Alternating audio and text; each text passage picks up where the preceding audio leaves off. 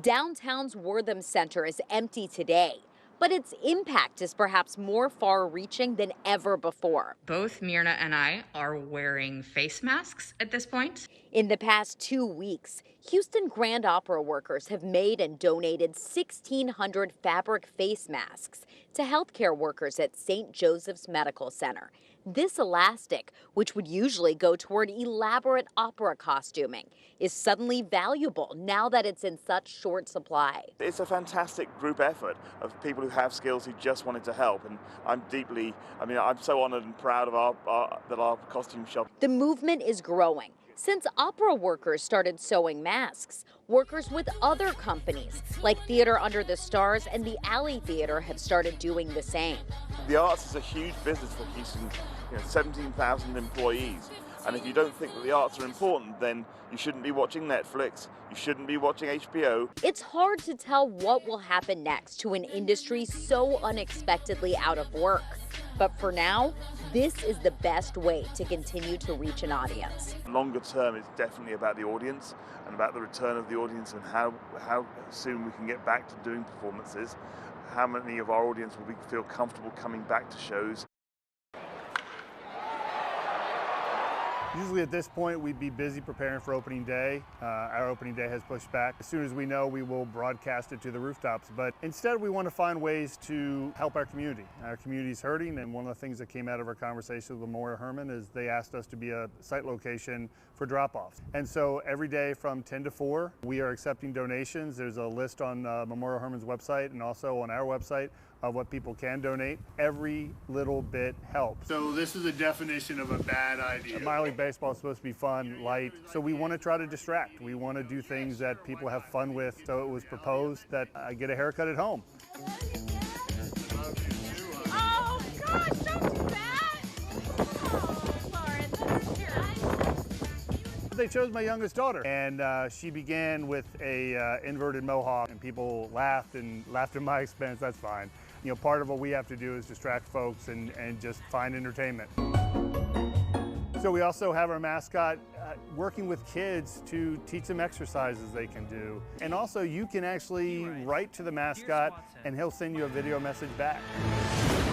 Kids respond to our mascot. We can have fun science experiments like with the Mentos and other things. All of this trying to serve as a distraction and to have some fun. Being a part of this community is what we love to do, and when our community is hurting, we want to help out any way possible that we can.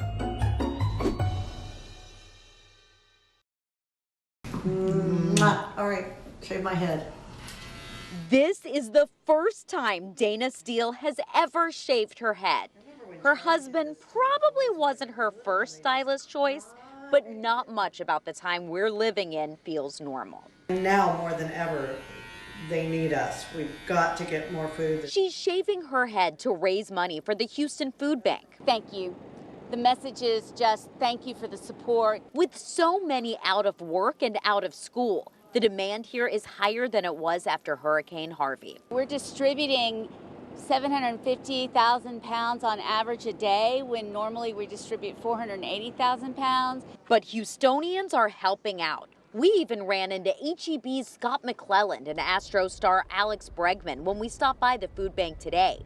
It is all about working together and getting creative. Am I making you hot, baby? It's not exactly the smoothest haircut I've ever seen, but generosity is always a good look. I guess I'm prepared for the hot Houston summers now, but let's raise some money. I may not have hair, but more importantly, the Houston Food Bank needs food. So on March 18th, we started our first drive and served 60 families. And since that time, we've given out over 1,200 computers just through this drive alone. Averaging anywhere from 60 to 80 computers a day, depending on how much stock we've had come into our warehouse. This giving students the tools that they need is fundamental to our mission, and it's going to be something that we continue doing. God bless them. It's a blessing, really, to keep it going and keep it, keep his mind fresh. With gifts from organizations like Motiva Enterprises, they've gifted us 500 laptops. We've been able to maintain that supply and continue giving out at a rate of about 300 to 400 computers per week. Half of the shots came in the paint. And with this gift from Russell, we'll be able to do another 650 computers that otherwise we wouldn't have had. We've had over 27,000 individuals apply. I have about 300 to 400 computers available a week for these 27,000 people. I know lots of families applied the very first day and are still waiting. And believe me, you're still in the lottery pool. But we have everyone's information. As soon as we're able to get as many computers, we're going to keep doing it until we run out.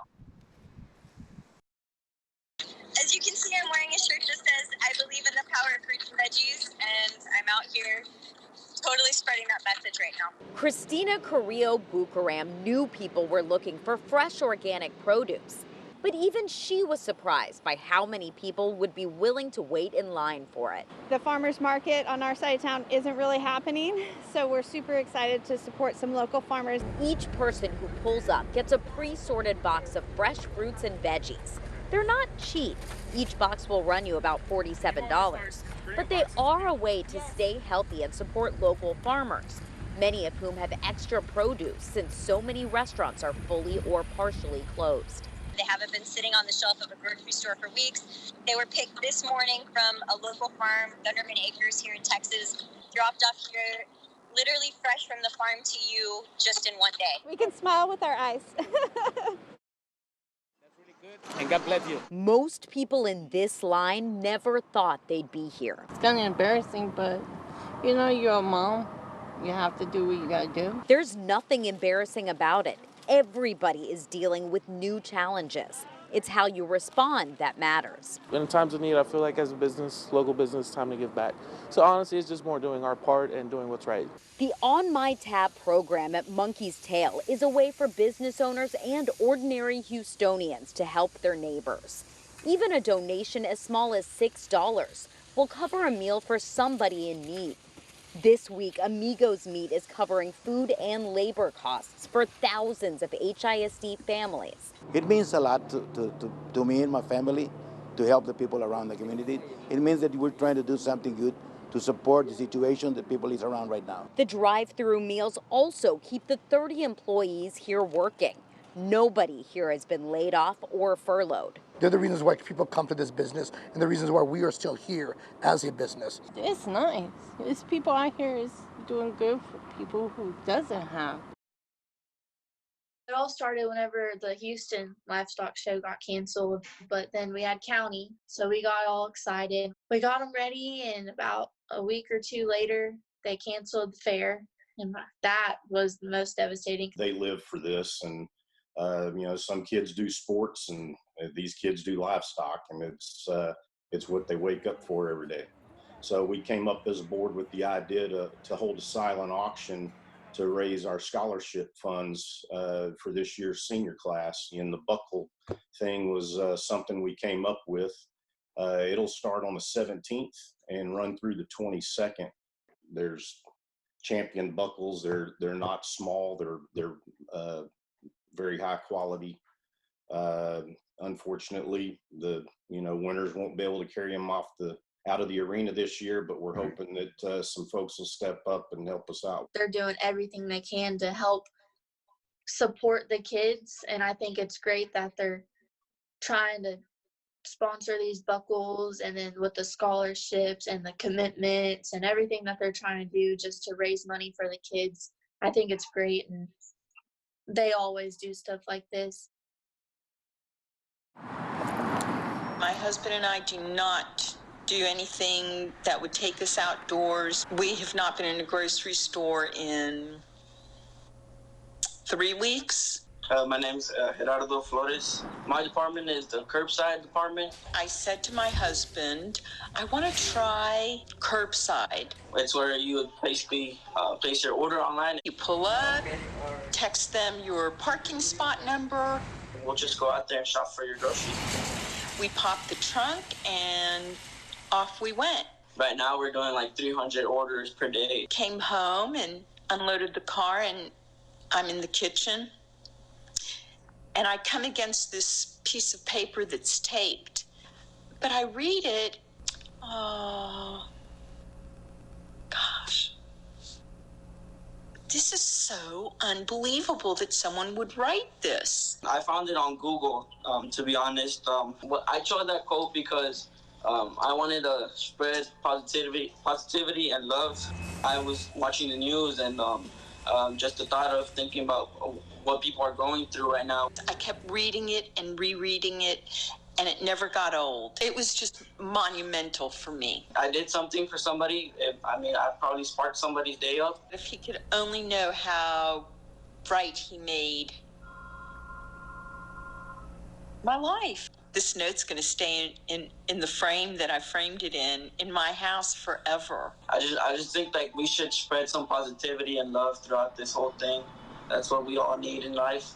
And to get through better days or through better worse days, we just need some love.